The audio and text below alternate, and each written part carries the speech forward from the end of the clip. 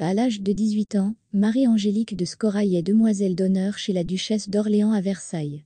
Séjournant constamment à la cour, elle attire bon gré mal gré l'attention de Louis XIV, d'autant plus qu'elle est incroyablement mignonne et très bien dans sa peau, même le roi ne l'appelle pas autrement que charmante créature, et en 1678, elle devient sa maîtresse. Sa maîtresse, madame, considérait ces frasques de la jeune fille d'honneur comme quelque chose d'acquis, d'autant plus que dans sa propre famille, elle devait partager son mari avec le chevalier de Lorrain, et non avec lui seul. Il n'est pas jusqu'à l'observance des principes moraux de la jeune fille de sa maison, ainsi l'aimait le roi. Cependant, dans sa correspondance régulière avec ses proches, madame mentionne cette jeune fille, écrivant d'elle qu'elle est une petite créature sotte, mais qu'elle a un très bon cœur, ajoutant qu'elle est belle comme un ange, de la tête aux pieds. Louis, oubliant de Montespan, est déjà apparu sur le théâtre des batailles amoureuses de Versailles. Madame de Maintenon se jeta avec ravissement dans le tourbillon de sa nouvelle passion.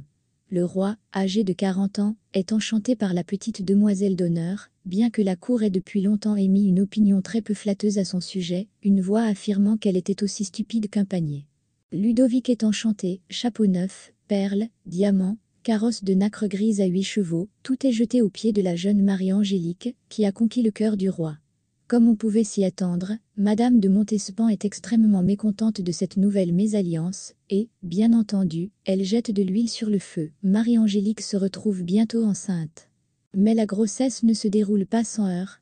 En janvier 1680, elle a un fils mort, né prématurément. Le roi est informé de son état dans les termes habituels. Il est d'usage à la cour de dire que la femme a été blessée au service du roi. Si la pauvre Marie-Angélique, qui avait perdu son enfant, s'attendait à se retrouver à la place de sa rivale madame de Montespan, elle se trompait lourdement. Comme l'avait prédit la maîtresse en titre, la marquise de Montespan, qui connaissait mieux que quiconque le tempérament du roi, la passion de Louis pour elle s'est déjà refroidie. L'acte suivant du roi fut tout à fait conforme à la coutume de Versailles de congédier sa maîtresse. Mademoiselle de Fontanges est élevée au rang de duchesse de Fontanges et reçoit une pension substantielle de 80 000 livres, parce qu'elle a été blessée au service de la royauté.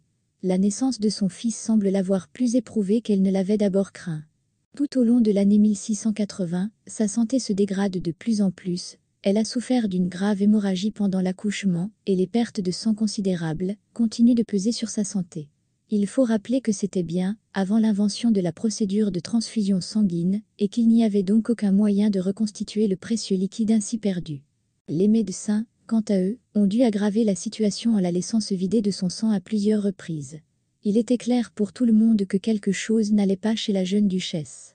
Son apparence, jusqu'alors admirée, s'estompe rapidement, et avec elle l'affection du roi. La couleur parfaite de son jeune visage devient cendrée, et ses yeux perdent tout leur éclat. Elle devient de plus en plus apathique, et se plaint souvent de fatigue. Son beau visage se gonfle, car elle pleure désormais souvent. Quittant Versailles, Marie-Angélique se rend à l'abbaye de Chelles. On dit qu'elle a décidé de démissionner, car le comportement du roi lui fait comprendre que son temps est révolu. Dès qu'elle disparaît de la vue de la cour royale, des rumeurs commencent à circuler. Certaines affirment qu'elle a conçu un deuxième enfant avec le roi et qu'elle s'est rendue à l'abbaye pour le mettre au monde. On ne sait pas avec certitude si elle était à nouveau enceinte. Les partisans de cette théorie affirment qu'elle a donné naissance à un autre enfant mort-né au cours du mois de mars 1681. Ce que l'on sait, c'est qu'en 1681, elle est tombée malade, atteinte d'une forte fièvre, alors qu'elle se trouvait à l'abbaye.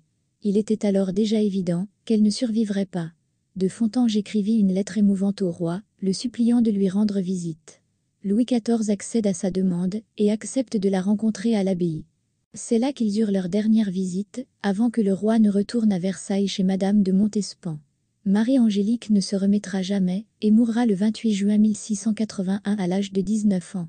À peine la jeune duchesse de Fontanges a-t-elle été enterrée que des rumeurs se répandent à nouveau à la cour. Cette fois-ci, on pointe rageusement du doigt madame de Montespan, accusée d'avoir empoisonné sa jeune rivale. Compte tenu de la longue maladie de mademoiselle de Fontanges et de l'autopsie qui s'ensuivit, cela semble peu probable, mais l'affaire du poison battait son plein à l'époque, et madame de Montespan était l'un des principaux acteurs de cette histoire glaçante. Certains ont dit que le plan consistait à séduire mademoiselle de Fontanges pour qu'elle achète un tissu luxueux qui serait imprégné de poison. Mais même si ce plan avait été conçu, il n'aurait pas fonctionné. Le poison aurait au mieux provoqué une éruption cutanée, mais n'aurait pas été fatal. On a même dit que la marquise de Brinvilliers, interrogée dans le cadre de l'affaire du poison, avait admis que ce complot avait bel et bien été conçu. Cependant, la marquise a déclaré qu'elle n'en avait eu connaissance que parce qu'elle avait entendu des bribes de conversation entre sa mère et un certain Romani. Des commères ont indiqué que 2 domestiques de mademoiselle de Fontanges avaient été empoisonnés, sans que l'on puisse savoir avec certitude s'il s'agissait bien d'un empoisonnement ou d'une mort naturelle. Certains se sont demandé ce que madame de Montespan aurait gagné à empoisonner mademoiselle de Fontanges. On peut affirmer que Louis aurait été plus enclin à lui tourner le dos s'il avait appris une telle atrocité. Le roi ne consent pas à l'autopsie de son ancienne maîtresse.